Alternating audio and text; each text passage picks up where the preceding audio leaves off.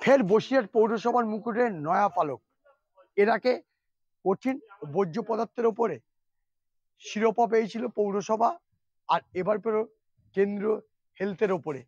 5টি ইউনিটের মধ্যে রাজ্যে প্রথম এবং 12টি ইউনিটের মধ্যে রাজ্যে দ্বিতীয় পুরস্কার পেল বসিরহাট পৌরসভা, যেখানে ছোট শিশু থেকে মাঝারি এবং বয়স্ক মানুষের বিনামূল্যে চিকিৎসা, বাড়ি বাড়ি গিয়ে তাদের হেলথ চেক আপ করা এবং তাদের বিভিন্ন বিষয়ে পরামর্শ দেওয়া, আর সেই সঙ্গে বিনামূল্যে ওষুধ।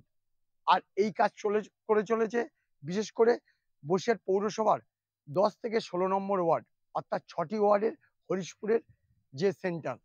আর রীতিমতো সেই কৃতিত্ব অর্জনে এবার খোদ কেন্দ্র সরকারের হেলথের তরফ থেকে এই পুরস্কার ঘোষণা করা হলো।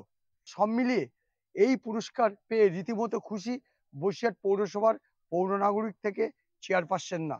স্বীকৃতি যত আসবে তত দায়িত্ব বাড়বে মানুষের প্রতি। আমরা স্বাস্থ্যের ওপরে একটা স্বীকৃতি পেয়েছি। সেইটা আমার ইচ্ছা আছে যে স্বাস্থ্য পরিষেবাটা মানুষের ঘরে ঘরে গিয়ে কিভাবে পৌঁছে দেওয়া যায় সেই চেষ্টাই আমি করব।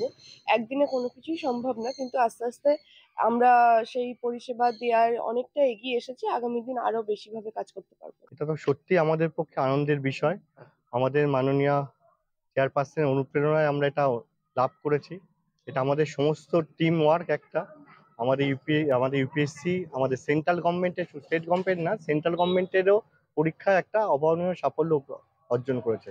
প্রায় 93.5% পেয়েছে।